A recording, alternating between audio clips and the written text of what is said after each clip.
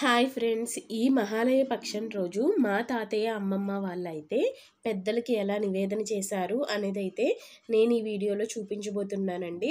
First అయితే మా తాతయ్య వాళ్ళ అమ్మ నాన్నకి వాళ్ళ మామగారికి అయితే సేమియా అయితే నివేదించేశారు. దాంతోపాటు ఒక చెంబుతో నీళ్లు కూడా పెట్టారనమాట. ఇప్పుడు 12 గంటలకి మా తాతయ్య దక్షిణ వైపు కూర్చొని ఇంటి బయట అనమాట, గుమ్మం బయట దక్షిణ దిక్కులో కూర్చొని ఫస్ట్ అయితే కలస పూజ అది చేశారండి. ఇప్పుడు మా తాతయ్య తర్పణం అయితే వదులుతున్నారు. మా అమ్మమ్మ అయితే పొద్దున్నే ప్రతి అమావాస్యకి అయితే ఎవరైనా కానీ అమావాస్యకి ఇల్లు గుమ్మాలు స్టవ్తో సహా అంతా క్లీన్ చేసేసి అప్పుడైతే పెద్దలకి అత్తేసరన్నం వండుతుందండి. మా అమ్మమ్మ వాళ్ళు ప్రతి అమావాస్యకి ఇలా చేస్తారు.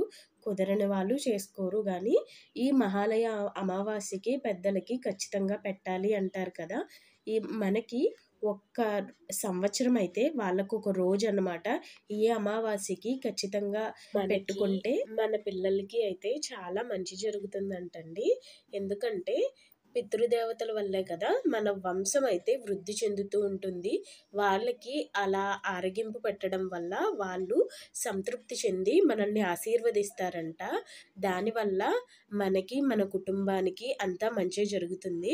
ఇప్పుడైతే మా తాతయ్య ఒక విస్తరాకు వేసుకున్నారండి. ఇస్తరాకు కానీ అరిటాకు కానీ వేసుకొని ఇప్పుడైతే తర్పణం వదులుతున్నారు. ఫస్ట్ అయితే తండ్రికి, తర్వాత తాతకి, తర్వాత ముత్తాతకి అయితే పెట్టాలంట.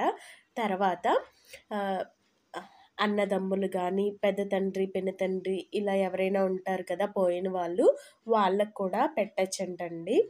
ఈ తండ్రి పేరు, తాత పేరు, ముత్తాత పేరు తెలుసుండాలంట. మనం ఎవరికైతే తర్పణాలు వదులుతామో వాళ్ళ పేర్లు అయితే తెలుసుండాలంటండి. మా అమ్మమ్మ అయితే అత్తేసరన్నంలో బెల్లం కలిపేసి ఇచ్చింది. ఇప్పుడు మా తాతయ్య ఆ అన్నాన్ని ఉండ కింద చేసి ముద్ద కింద చేసి దాన్నైతే ఇస్తరాకులో పెడుతున్నారు. ఇలా వాళ్ళ పేర్లు తలుచుకొని పేర్లు చెప్పి పెట్టాలంట. ఇప్పుడు అలా ముద్ద పెట్టేశాక దాని మీద నల్ల నువ్వులు బటన్ వేలుతో తీసుకొని దాని మీద పెట్టారండి. తర్వాత ఒకసారి మళ్ళీ నువ్వులు అంటించి ఇప్పుడు చెంబుతో నీళ్ళు తీసుకొని ఒక గిన్నెలోకి అయితే తర్పణం వదులుతున్నారండి. ఇలాగా వాళ్ళ తండ్రికి, తాతకి, ముత్తాతకి, పినతండ్రికి, వాళ్ళ మామగారికి అందరికీ అయితే పెట్టారండి. ఇది 12ంటికి చేస్తారు. అప్పటి వరకు ఏమీ తినకూడదండి, ఏమీ తినకుండానే చేయాలి. ఇలా అంతా చేసేసాక దీన్ని ఆవుకైతే పెట్టేయాలంటండి. ఆవుకి పెట్టేసాక వెంటనే స్నానం అయితే చేసేసి ఆ బట్టలైతే తడిపేయాలంటండి.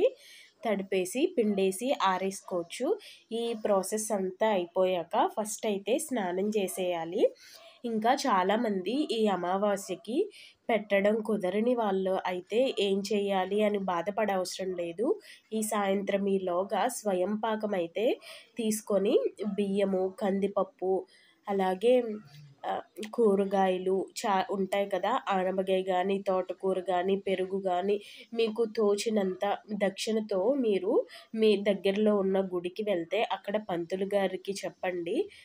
చెప్తే వాళ్ళు ఒక ఇస్తరాకులో మనం తీసుకెళ్ళిన బియ్యం ఇవన్నీ పరిచి మీరు దక్షిణ తాంబూలాలతో మీరు పంతులు గారికి ఇచ్చేసారనుకోండి, ఆయన చక్కగా తీసుకుంటారు కదా. ఆ పంతులు గారు వండుకున్నప్పుడు పితృదేవతలు ఆరగిస్తారంట. మీరు అలాగైనా చేయొచ్చు. పితృదేవతలకి పెట్టడం వల్ల మనకి మన కుటుంబానికి చాలా మంచి జరుగుతుందంటండి. చాలామంది ఇలా మహాలయ అమావాస్యకి పెడతారు. ఇప్పుడు మహాలయ పక్షాలు కదా, ఈ రోజుతో అయిపోతున్నాయి కదా. అలాగే మేమైతే సంక్రాంతికి కూడా పెడతాము. సంక్రాంతికి చాలామంది పెట్టుకుంటారు, కానీ ఇప్పుడు మహాలయ పక్షానికి కూడా చాలామంది పెట్టుకుంటున్నారు కదా. వంశం అనేది వృద్ధి చెందాలి అంటే అది పితృదేవతల అనుగ్రహం ఖచ్చితంగా ఉండాలంటండి. అప్పుడే మన వంశాభివృద్ధి జరుగుతుందంట. మన ఇంట్లో ఎప్పుడు దైవారాధన జరుగుతూ ఉన్నా, దీపారాధన జరుగుతూ ఉన్నా, శివాభిషేకం జరుగుతూ ఉన్నా పితృదేవతలు కూడా చాలా సంతోషిస్తారంట. ఇక చాలా మందికి ఇలా చేయడం కుదరదు, లేకపోతే మాకిలా చేయడం రాదు అనుకునే వాళ్ళు క్షీరాన్నం, అలాగే మినపగారెలు వేసి కూడా నివేదించొచ్చండి. ఏది నివేదించినా వాళ్ళు వచ్చి స్వీకరించి మనల్ని ఆశీర్వదించారు అనే భావనతో మనం చెయ్యాలి. మన భావన ఇందులో చాలా ప్రధానమండి.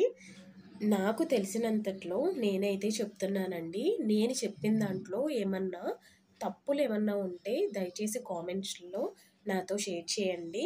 ఇక నేను మా అమ్మమ్మ, తాతయ్యని అడిగి కనుక్కొని నేను మీకు ఇవన్నీ అయితే చెప్తున్నాను. ఈ వీడియో నచ్చితే మన ఛానల్‌ని సబ్స్క్రైబ్ చేయండి. వీడియో లైక్ చేయండి, షేర్ చేయండి, కామెంట్ చేయండి. చాలామందికి చాలా డౌట్స్ ఉంటూ ఉంటాయి కదండీ! అసలు పితృదేవతలు ఉన్నారా? వాళ్ళు ఉంటారా? వాళ్ళు వస్తారా? వారు ఆరగిస్తారా? అనేసి. అలాంటి వాళ్ళకి నేను చెప్పే చిన్న సజెషన్ అండి. దేవుడు ఉన్నాడా అంటే నమ్మిన వాళ్ళకి ఉంటాడు, నమ్మని వాళ్ళకి ఉండడు.